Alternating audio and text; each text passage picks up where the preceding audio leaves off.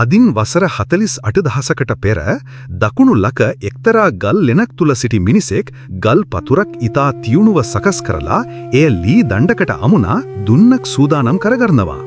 ඒ අපේ ආදිතමයා බලංගොඩ මානවයා.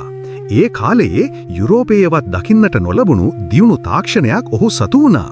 අප්‍රිකාවෙන් බැහැරව ලොව හමුවුණු පැරණිතම දුන්න හා ඊතලය හමුවුණේ මෙන්න මේ පුංචි දූපතෙන්. අපේ රටේ ඉතිහාසය වසර 50,000කටත් වඩා එහාට දිවෙනවා.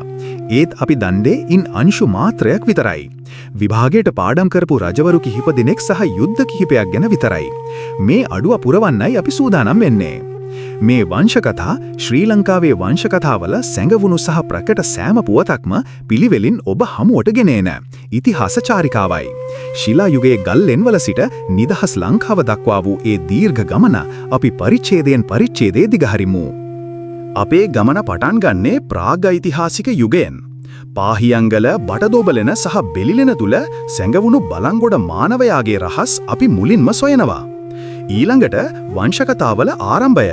ක්‍රිස්තු පූර්ව 543 දී විජය කුමරු ලංකාවට ගොඩ බැසීම, කුවේනිය මුණ ගැසීම සහ සිංහල රාජ්‍යයේ අඩිතාලම.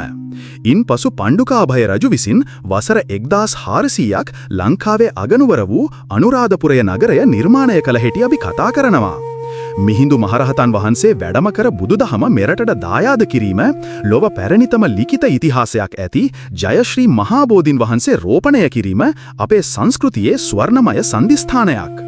දුටුගැමුණු රජුගේ මහා යුද්ධය, අවුරුදු 14ක් සැඟවී සිට නැවත රජ වී ත්‍රිපිටකය ග්‍රන්ථාරූඪ කර වූ බලගම්බා රජු, පිය රජු මරා අහසේ මාලිග තැනූ කාශ්‍යප රජු සහ මහා වැව්බෙඳි මහාසෙන් රජු, මේ සෑම පාලකයෙක්ම අපේ රටේ අනන්‍යතාවය හැඩගැසුවා.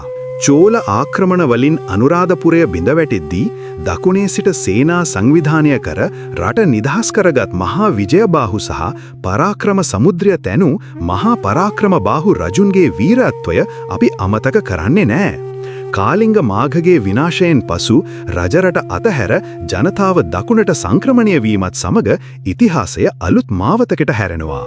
දඹදෙනිය, යාපහුව, කුරුණෑගල, ගම්පොළ සහ කෝට්ටේ මේ හැම රාජධානියකදීම ආගම සහ සංස්කෘතිය රැකගන්න අපේ මුතුන් මිත්තන් ජීවිත පරිත්‍යාගයෙන් කටයුතු කළා. 1505 දී පෘතුගීසීන්ගේ පැමිණීමත් එක්ක යුරෝපීය ආක්‍රමණ ආරම්භ වෙනවා. පසුව ලන්දේසීන් සහ අවසානීය බ්‍රිතාන්‍යයන්. සියවස් 3ක යටත් විජිත පාලනය මහා කැරලි සහ අරගලවලින් පසුව 1948 පෙබරවාරි 4 වෙනිදා අපි නැවතත් නිදහස් ජාතියක් බවට පත් වුණා. මේ ඒ දීර්ඝ ඉතිහාසයේ සැකවි පුවතයි.